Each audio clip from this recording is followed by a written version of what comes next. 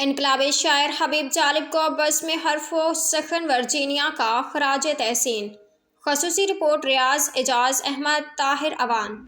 بزم حرف و سخن ورجینیا کا اجلاس ووڈ برج ورجینیا میں پاکستان کے نامور شاعر انقلاب حبیب جالب کو خراج عقیدت پیش کرنے کے لیے منعقد ہوا، جس میں علمی، ادبی اور سماجی شخصیات نے کثیر تعداد میں شرکت کی۔ بزم کے کوآرڈینیٹر ڈاکٹر عارف محمود نے نظامت کے فرائض انجام دیے۔ تلاوت قرآن کے بعد ناظم پروگرام نے بزم حرف و سخن ورجینیا کا تعارف اور پروگرام کے اغراض و مقاصد پیش کیے۔ جناب حبیب جالب کو بہترین الفاظ میں خراج تحسین پیش کیا گیا۔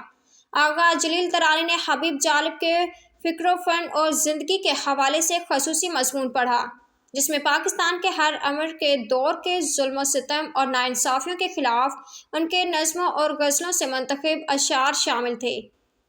لوگ ڈرتے ہیں دشمنی کے تیری، ہم تیری دوستی سے ڈرتے ہیں۔ بھٹو دور کے لیے لکھتے ہیں، لاڑکانے چلو یا پھر تھانے چلو۔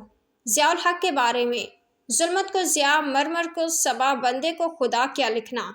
بے نظیر کے دور میں نظم وہی حالات ہیں فقیروں کے، دن پھرے ہیں صرف وڈیروں کے۔ اور پھر قرض کی لعنت پر کہا، بھیک نہ مانگو پاکستان کی غیرت کے رکھوالو، بھیک نہ مانگو، توڑ کے اس کشکول کو آدھی کھا لو، بھیک نہ مانگو۔ ڈاکٹر ریاض چودھری نے انہیں خراج تحسین پیش کرتے ہوئے کہا، حبیب جالب عوام کے محبوب شاعر اور ایک ایسے مرد مجاہد تھے جنہوں نے جمہوریت کے حق اور آمریت کے خلاف بے شمار غزلیں کہیں، جن کی پاداش میں انہیں قید و بند کی صعوبتیں برداشت کرنا پڑی، لیکن انہوں نے اپنا مشن جاری رکھا۔